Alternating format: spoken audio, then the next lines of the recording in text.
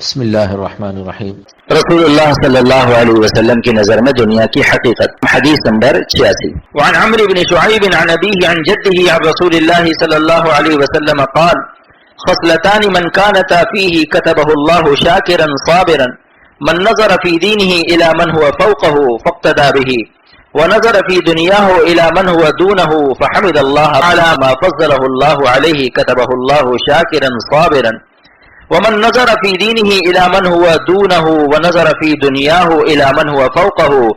فاسف على ما فاته منه لم يكتبه الله شاكرا ولا صابرا رواه الترمذی۔ ترجمہ حضرت عمرو بن شعیب رضی اللہ تعالی عنہ اپنے والد سے اور وہ اپنے دادا سے روایت کرتے ہیں کہ رسول اللہ صلی اللہ تعالی علیہ وسلم نے فرمایا دو خصلتیں جس شخص میں وہ پائی جائیں اللہ تعالیٰ اس کو شاکر اور صابر لوگوں میں لکھ دیتا ہے۔ ایک تو یہ کہ دینی امور میں جو کسی شخص کو اپنے سے بہتر و برتر دیکھے تو اس کی اقتدا کرے، اور دنیاوی امور میں اس شخص کو دیکھے جو اس سے کمتر درجے کا ہے، پھر وہ اللہ تعالیٰ کی تعریف کرے کہ اس نے اس شخص پر اس کو فضیلت بخشی ہے۔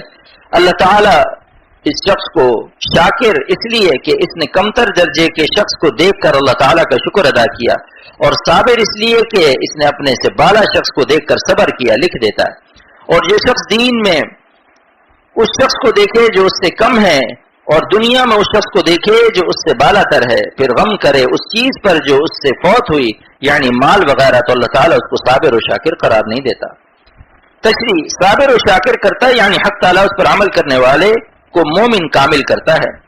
حدیث مذکور میں تعلیم ہے کہ امور دنیا میں اپنے سے کمتر انسان کو دیکھے اور دین کے معاملے میں اپنے سے بہتر انسان کو دیکھے۔ اس کا انعام اور ثمرہ یہ ہوگا کہ اپنے سے کمتر اور غریب کو دیکھ کر اس کو شکر کی توفیق ہوگی اور قلب حسرت اور رنج اور غم سے امن اور سکون میں رہے گا۔ برعکس اگر اپنے سے امیر اور مالدار اور عیش والے کو دیکھتا تو حسرت اور غم سے قلب بے سکون ہو جاتا اور ناشکری سے نعمتیں موجودہ کے زوال کا اور عذاب الہی کا خطرہ الگ۔ اس طرح دین کے معاملے میں اپنے سے زیادہ علم اور عبادت والے کو دیکھنے سے اپنی عبادت سے ناز اور غرور ٹوٹ جاوے گا اور زیادہ عبادت کی حرص پیدا ہوگی، تو عجب اور تکبر سے نجات اور توفیق زیادتی عبادت کی کس قدر بڑی نعمت ہے۔ اختر عرض کرتا ہے اس اصول پر زندگی گزارنے سے روح اور قلب کو جو سکون ملتا ہے وہ دنیا کے کسی اصول سے نہیں حاصل ہو سکتا۔ یہی وہ علوم نبوت ہے جو حضرت نبی رحمت صلی اللہ تعالی علیہ وسلم کی رسالت پر ایمان کو قوی تر کرتے ہیں کہ امی ہونے کے باوجود آپ صلی اللہ علیہ وسلم کا علم حق تعالیٰ کے سرچشمہ علم سے منعکس ہو کر ہم تک پہنچا۔ فصل صوم، حدیث نمبر 87۔ عن عبداللہ بن عمرو رضی اللہ عنہ قال بينما أنا قاعد في المسجد وحلقة من فقراء المهاجرين قعود إذ دخل النبي صلى الله عليه وسلم فقعد إليهم فقمت إليهم فقال النبي صلى الله عليه وسلم ليبشر فقراء المهاجرين بما يسر وجوههم فإنهم يدخلون الجنة قبل الأغنياء ب40 عاما قال فلقد رأيت ألوانهم أسفرت قال عبد الله بن عمرو رضي الله عنه حتى أتمنيت أن أكون معهم أو منهم رواه الدارمي۔ ترجمہ: عبداللہ بن عمرو رضی اللہ تعالی عنہما سے روایت ہے کہ ہم مسجد نبی میں بیٹھے تھے اور فقراء مہاجرین کا حلقہ جمع ہوا تھا کہ رسول اللہ صلی اللہ تعالی علیہ وسلم تشریف لے آئے اور فقراء مہاجرین کی طرف منہ کر کے بیٹھ گئے۔ میں اٹھا اور فقراء مہاجرین کی طرف متوجہ ہو گیا۔ نبی کریم صلی اللہ تعالی علیہ وسلم فرمایا کہ فقراء مہاجرین کو وہ بشارت پہنچا دینی چاہیے جو ان کے چہروں کو شگفتہ کر دے، اور وہ بشارت یہ ہے کہ وہ جنت میں دولت مندوں سے 40 برس پہلے داخل ہوں گے۔ راوی کا بیان ہے کہ میں نے دیکھا یہ سن کر فقراء مہاجرین کے چہروں کا رنگ روشن ہو گیا۔ عبداللہ بن عمرو رضی اللہ تعالی عنہما کا بیان ہے کہ فقراء مہاجرین کو خوش پا کر میں نے اپنے دل میں آرزو کی میں بھی ان کے ساتھ ہوتا یا ان میں سے ہوتا۔ تشریح: اسی باب میں فصل دوم کی حدیث نمبر 75 میں ہو چکی۔ حدیث نمبر 88۔ وعن ابی ذر رضی اللہ عنہ قال امرنی خلیلی بسبع امرنی بحب المساکین والدنو منهم وامرنی ان انظر الى من هو دونی ولا انظر الى من هو فوقی وامرنی ان اصل الرحم وان ادبرت وامرنی الا اسأل احدا شيئا وامرنی ان اقول بالحق وان كان مرا وامرنی الا اخاف في الله لومة لائم وامرنی ان اكثر من قول لا حول ولا قوة الا بالله فانهن من كنز تحت العرش رواه احمد۔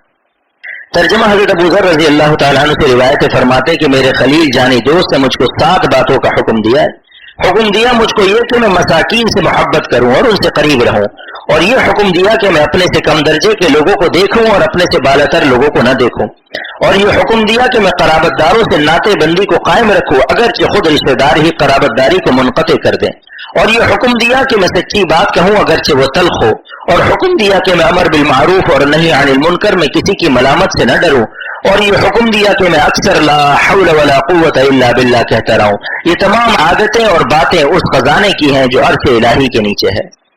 تشریح: حضرت مولا علی قاری رحمۃ اللہ علیہ لکھتے ہیں کہ لا حول ولا قوت الا باللہ یہ معنوی خزانہ ہے جو عرش رحمان کے نیچے ہے، اور وہاں تک کوئی نہ پہنچے گا مگر لا حول ولا قوت الا باللہ کی برکت سے۔ یہ خزانہ سے مراد جنت کے خزانے ہیں جو عرش الہی کے نیچے ہیں، اس لیے جنت کی چھت عرش ہے۔ حضرت عبداللہ ابن مسعود رضی اللہ تعالیٰ عنہ فرماتے کہ میں نے حضرت صلی اللہ تعالیٰ علیہ وسلم کے سامنے جب اس کلمے کو پڑھا تو ارشاد فرمایا کہ عبداللہ ابن مسعود جانتے ہو کہ کیا تفسیر ہے اس کی؟ عرض کیا کہ اللہ و رسول خوب جانتے ہیں اس کو۔ ارشاد فرمایا کہ اس کلمے کا مفہوم یہ ہے کہ نہیں کوئی گناہ سے محفوظ رہ سکتا مگر اللہ تعالیٰ کی مدد سے،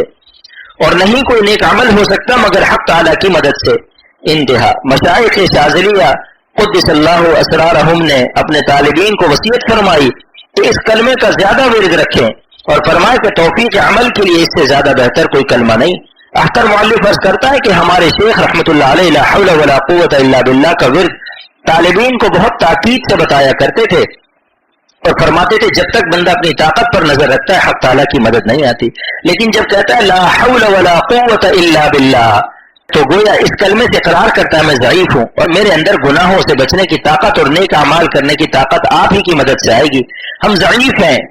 آپ قوی ہیں، بس حق تعالیٰ کی رحمت جوش میں آتی ہے اور توفیق کا خزانہ بھیج دیتے ہیں، اور یہی توفیق جنت تک رسائی کا ذریعہ بن جاتی ہے۔ اگر ہر روز 70 مرتبہ یہ کلمہ پڑھ لیا جاوے تو عمل کی توفیق کے لیے اکثیر ہے، اور ہر نماز سے پہلے پڑھ لے تو نماز عمدہ ادا ہو۔